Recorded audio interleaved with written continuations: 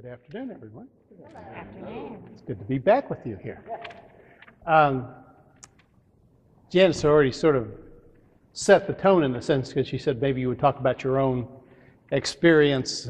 So I thought I would start there, as good as anywhere. I do have a little bit of an unusual story in that as I was having lunch today with some of your parishioners, I was talking about the fact that why I had some affinity with John Wesley, who I mentioned in my sermon this morning.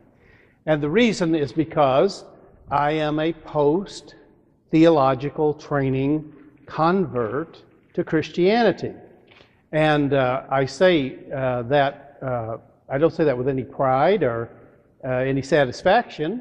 I had excellent teachers at Yale Divinity School where I was, and certainly had the benefit of a good theological education. But I think probably what you need to understand is that I grew up in Texas, here, North Texas, and I became an Episcopalian at Annunciation Parish. And as a matter of fact, Annunciation Louisville just had their 45th anniversary as a congregation, and I was there, and their 50th anniversary, and I was there at their 45th anniversary to preach because my mother and I were one of the 15 people who were at their very first service. So I could actually tell them, I was a mere child then too. Actually, I was about 12, and I got a chance to tell them about the very beginning of the congregation, of which they had no history whatsoever. So I told them about the first service and those sorts of things. So to make a long story short, and I'll try to make it short, I fell in love with the Episcopal Church. I'd never been in any church except the Baptist church when I visited my grandmother upon occasions. And so going into the Episcopal Church, all this business of liturgy and standing up and kneeling down and all this is strange to me, but I just kind of liked it. I went in and I remember it was an Easter Sunday. The first Sunday of the church was an Easter Sunday. They had an archdeacon. You have to remember it. These are all foreign terms to me. Archdeacon, priest wearing vestments. Come forward for a blessing if you'd like to have it. You know, and I've never heard this language. And yet, strangely enough, when we got in the car, my mother said, well, how did you like it? And I said, well, this was different. And she said, well, would you like to go back? And I said to her, you mean they do this every week? And she said, yeah. So I was the first acolyte in the parish, and I fell in love with the Episcopal Church and its liturgy and its life. Became first acolyte of the parish, first lay reader in the congregation. Then I went off to college to North Texas State and University of North Texas, and decided to go into ordained ministry when I graduated. In those days, they'd let you do that. So I graduated from college, and I headed off to seminary with the support of the bishop from the Diocese of Dallas. And what I would say is that when I went to seminary, I would describe myself, if you say, well, were you a believer? I would say, I believed in the Lord of the church. Jesus was in the creeds. I certainly would have affirmed him as the creedal, all the Trinitarian doctrinal things I would have affirmed him as, and simply from that perspective. But I will say that many of my professors in the late 60s, I can't judge them particularly, but I will say I would say they're mostly skeptical people. And so mostly what I learned in seminary were things that not necessarily to profess or believe, but why we had difficulty professing or believing what we did as Christians. And so I look back with ambivalence about my theological education. And in any case, I still felt called to be ordained. And if you spend 3 years in addition to college, 3 years of your life getting a graduate degree, and you now could be ordained, and I kept thinking, well, maybe if I get ordained, this will get better. And it actually didn't. And I was an assistant in the congregation for a couple of years, and then I went off to be very young, too young really, to become a rector of the first church that I was rector of. And what happened to me was, here I was armed with sort of Tillichian theology of the era that I was in. I go into this congregation, and the congregation I took over was an inner city parish that had been badly divided by my predecessor. It was largely a blue-collar parish, and remember, this is 72, 73, so back in the early 70s. They hired the previous rector because he was an ex-Marine. And they were all blue-collar folks, and they wanted to have to have a Marine would be a great thing. Only they then discovered, to their horror, that he was opposed to the Vietnam War, was outspoken about it, and suddenly the parish was divided. At a turbulent vestry meeting, he demanded a vote of confidence. He didn't get it. It was like a 6-5 vote. He pulled out his letter of resignation, which he'd already written, slammed it on the table, walked out. None of them had ever never saw him again. So when I went there to be the new rector of the congregation, the bishop said, he said, my opinion as the bishop, you need a priest with at least 15 years of experience, but you can't afford a priest with 15 years experience, so we'll give you Kevin. And he said, we think he has some potential, love him, help him along, and he'll come along, he'll be all right. Well, what do you think the odds of a church that smarting, you know? And the search committee told me they'd healed this breach between them. Well, the search committee had, but they forgot to tell anybody in the congregation how they had managed to accomplish that. So the first visits I made to the congregation, half the people would be saying, how could that man have been a priest of the church? And the other half were saying, that poor man was crucified by this congregation. And so I found myself in the middle of all of this. Now, you have, 1972, remember bell-bottom pants, long sideburns. Imagine me with black hair, long side. So I managed, in about 6 months' time, to pull the whole congregation together. Extraordinary, really. They all hated me. They thought the last guy was bad, but this guy is just terrible. And so I had a very difficult time there. And it made life miserable. And so the ministry began to become, for me, just something that made my life miserable. And so I'd begun the process of thinking about how to lead a ministry and maybe go out and find some other occupation I might like to do. And I was pretty discouraged, pretty depressed, not making much headway in this parish.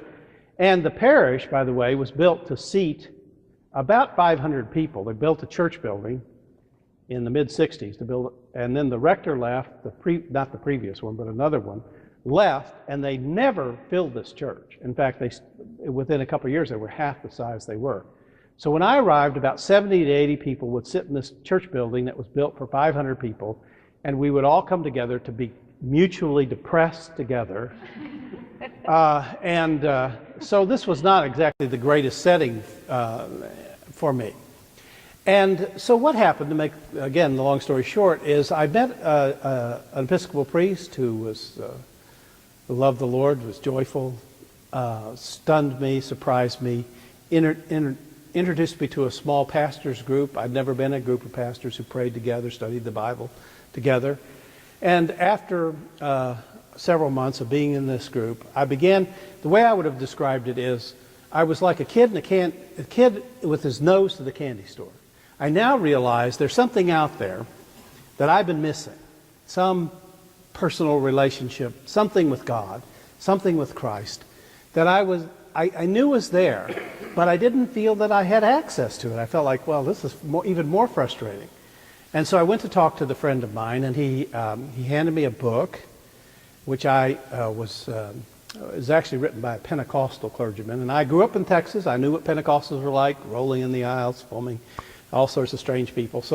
But because I respected my friend, I said, well, I will read this. And so, ironically enough, being a Yale graduate, what I did is I started page 1 with a notebook here, and I started an ongoing commentary, theological critique of this pastor's words until I got about halfway through the book, when he said, with his ministry and his parish collapsing around him, that finally he had come to a moment in his life when he realized that the problem he had in his life wasn't the church or the parishioners, but the fact that the ministry had always been something that he saw as his ministry. And one day God convicted him to say, that's the problem. You're the problem, because it's not your ministry, it's my ministry. And so he admitted that to God that that was the case, confessed it, and opened his life up to God in a new way, in a new direction. Well, I'm making these notes here, and suddenly I put down my pen, and I realized I thought about it, and realized that in some ways, while my life was very different from this pastor in the book, that in fact, that's where I had sort of come. All my training and ministry had led me to this moment where I was having this miserable time, and finally figured out that probably what I needed to do was find some way, I didn't know what I would have said at that moment, but simply to somehow surrender my life to Christ. And I still remember late one Saturday night, I knelt down in the darkness of the living room of the old rectory we lived in. And I tried all the prayers I could think of as an Episcopalian, Theist, Thouist, Almightiest, Goddess, who inhabitest, Eternityist. You know, I tried all of that. I really couldn't get a prayer going. And sat there, I was kneeling down. I finally just sat down on the floor and sort of thought about it. And I came to an honest moment. It was really a difficult moment for me. But I realized that my 3 years of theological education, 3 years of being an ordained priest, had left me pretty much not believing much of anything. And that was the problem. That was why I was having a problem praying. It's hard to pray. I mean, you can pray from the prayer book, but to say a personal prayer, if you've sort of lost your faith somewhere along the line, whatever I had. And then I don't know how to describe it. I just sort of suddenly felt that there was the presence of someone in the room with me. And I had over by the fireplace, we had a little statue of St. Francis. And you remember, I went to Yale Divinity School, so I said to myself, you know, if this statue falls over, if it says anything, I'm just going to check myself into the mental hospital because I'm obviously not doing well. And I heard a sort of voice that said, it's not the statue, it's the prayer. And I sort of knew what that meant. So I got back up on my knees and I started to say over and over again the first line of the prayer of St. Francis.